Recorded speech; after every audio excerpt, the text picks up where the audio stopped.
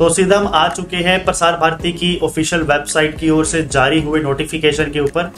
आपको मैं सीधा कंप्यूटर स्क्रीन के पास ही लेकर आ गया हूं और आज मैं आपको बताने वाला हूं कि साल 2025 में जो हमारे लिए MPEG-2 और MPEG-4 की एनुअल ई ऑक्शन होने वाली है, उससे पहले ही इन्होंने अपना नया मेथोडोलॉजी जो है वो जारी कर दिया है, यानी कि नया अमेंडमेंट जो है वो यहाँ पर जारी हो गया है।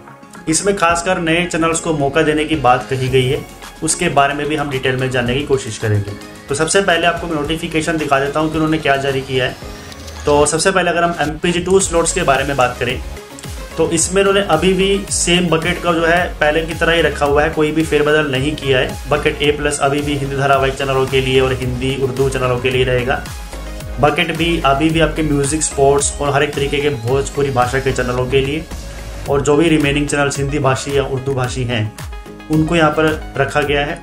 बकेट C जो है उसमें सिर्फ न्यूज़ चैनल्स ही पार्टिसिपेट कर सकते हैं हिंदी भाषा के या उर्दू भाषा की। इसके अलावा बकेट D जो है उसमें आपके भक्ति के चैनल, स्पिरिचुअल या आयुष चैनल्स, सभी तरह के मराठी और पंजाबी चैनल्स और आपके जो इंग्लिश न्यूज़ चैनल्स है जो इंटरनेशनल भी क्यों ना हो वो बकेट D में काउंट होगा। और उसके बाद जो बकेट R है वो इन्होंने रखा हुआ है सभी तरह के अलग अलग भाषाओं के लिए। फॉर एग्जाम्पल तमिल, तेलुगु, मलयालम, कन्नड़ा, सभी तरीके की भाषाएं जो भारत में बोली जाती हैं उन भाषाओं के चैनलों को मौका देने के लिए इन्होंने बकेट R यहाँ पर रिजर्व किया हुआ है। तो चलिए इसके बारे में तो हमने जान लिया। अब यहाँ पर जो है इन्होंने जो प्राइसिंग है, अगर हम बिड प्राइस की बात करें जिसको लेकर काफ़ी समय से जो है DD फ्री डिश के साथ एक समस्या बनी हुई है कि कितने चैनल जो हैं वो पार्टिसिपेट नहीं किए हैं। 6 से 7 बार ई ऑक्शन जो है वो सभी के सभी खाली गई हैं। तो उसके बावजूद भी DD फ्री डिश का कुछ खास यहाँ पर अकल नहीं आई है। MPEG-2 की बात करें तो अभी भी जो स्लॉट्स के रिजर्व प्राइस है वो अभी भी ज़्यादा है, यानी कि 15 करोड़ रुपए से ऊपर की डिमांड आज भी देखने को मिल रही है बकेट A+ जो कि हिंदी धारावाहिक चैनलों का बकेट है उसके लिए।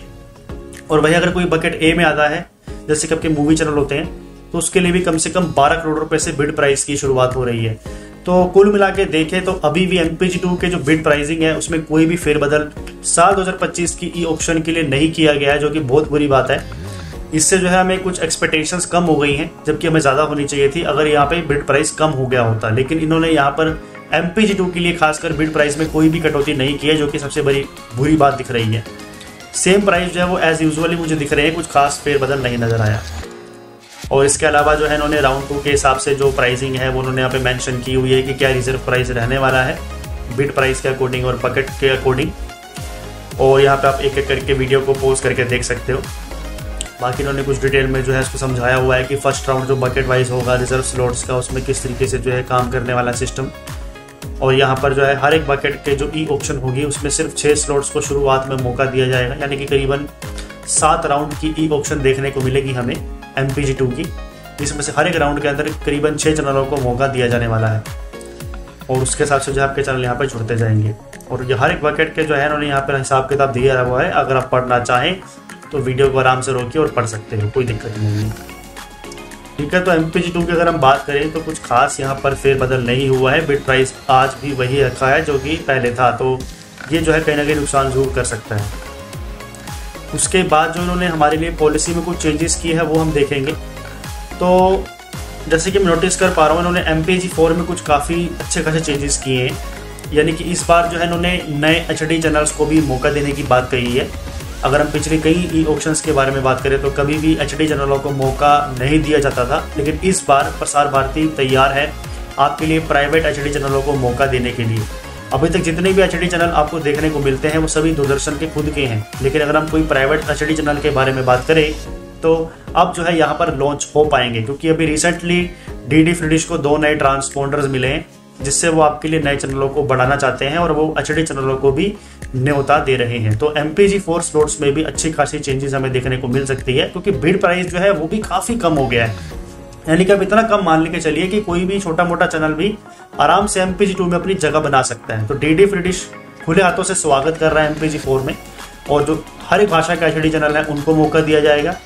हर एक तरीके के तमिल, तेलुगु, मलयालम और कन्नड़ा भाषा के जो चैनल हैं उनके लिए R1 बकेट तैयार किया गया है MPEG-4 में, और R2 बकेट भी यहाँ पर तैयार किया गया है जिसमें हर तरीके के बंगाली, मराठी, गुजराती, उड़िया और पंजाबी भाषा के चैनलों को मौका दिया जाएगा। और एक R3 बकेट भी इन्होंने MPEG-4 के लिए तैयार किया है।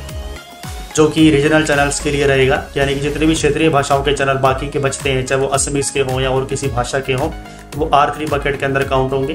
और सबसे पहले जो आप एच बकेट देख रहे हो वो हमारे सभी तरह के प्राइवेट HD चैनलों के लिए रहने वाला है। तो मान लीजिए अगर कोई भी HD चैनल लॉन्च होता है वो H बकेट के अंदर ही काउंट होगा। और G1 जो बकेट है वो इन्होंने न्यूज़ और करंट अफेयर्स के लिए बनाया है, जिसमें सिर्फ न्यूज़ चैनल्स ही पार्टिसिपेट कर पाएंगे। और एक G2 के बकेट बनाया है जिसके अंदर आपको हर एक कैटेगरी का जो चैनल है वो यहाँ पर पार्टिसिपेट करके लॉन्च हो सकता है। तो यहाँ पर जो है इन्होंने कुछ अलग अलग बकेट्स हमारे लिए 6 तरीकों के तैयार किए हैं। और सबसे बड़ा जो अट्रैक्टिव बकेट लगा है वो मुझसे सबसे पहला ही लगा है, जो कि H है। इसमें आपको हर एक तरीके के हाई डेफिनेशन चैनलों को मौका देने की बात कही है। और अब बकेट वाइज इन्होंने समझाया हुआ है कि किस तरीके से काम करेगा। तो H बकेट जो है वो प्राइवेट HD चैनलों के लिए ही रहेगा, यानी जितने भी प्राइवेट HD चैनल चलते हैं हमारे इंडिया में, फ्री टू एयर चलते हैं या कोई पे चैनल भी चलता है जो कि DD फ्री डिश में भाग लेकर लॉन्च होना चाहे, तो उसे इसी स्लॉट में भाग लेना होगा। वैसे आप तो पता ही है कि पॉलिसी इतनी सख्त हो गई है कि सिर्फ फ्री टू एयर चैनल ही DD फ्री डिश में पार्ट बन सकता है। तो प्राइवेट HD चैनलों में यहाँ पे बात करें तो 80 लाख रुपए रिजर्व प्राइस रखा है, यानी कि 80 लाख रुपए से बोली स्टार्ट हो जाएगी और वो अपना हाई डेफिनेशन का चैनल DD फ्री डिश के MPG4 स्लॉट में जोड़ सकता है। और इसमें जो है टोटल 6 स्लॉट्स हैं, जिसमें से केवल 2 स्लॉट्स को ही मौका मिलेगा। तो कुल मिला के प्रसार भारती ने प्राइवेट HD चैनल के बकेट में यानी कि H बकेट में टोटल 6 स्लॉट्स रखे हैं, जिसमें से केवल 2 ही स्लॉट्स में प्राइवेट HD चैनलों को मौका दिया जा रहा है। तो फिलहाल जो है 2 हाई डेफिनेशन के चैनल इस प्राइवेट HD चैनल के बकेट में ऐड हो सकते हैं, लॉन्च हो सकते हैं। उसके अलावा जो R1 बकेट है, जिसमें आपके हर एक तरीके के तमिल, तेलुगु, मलयालम, कन्नड़ा भाषा के चैनल जो है वो पार्टिसिपेट कर सकते हैं। उनका रिजर्व प्राइस मात्र 5 लाख रुपए रखा है। तो यहाँ पर हम देख रहे हैं कि कितना कम प्राइस प्रसार भारती ने कर दिया है चैनल्स को मौका देने के लिए। मात्र 5 लाख रुपए में कोई भी चैनल जो है वो पार्टिसिपेट कर सकता है, तमिल, तेलुगु, मलयालम और कन्नड़ा भाषा का, चाहे वो न्यूज़ का है चाहे वो एंटरटेनमेंट का है।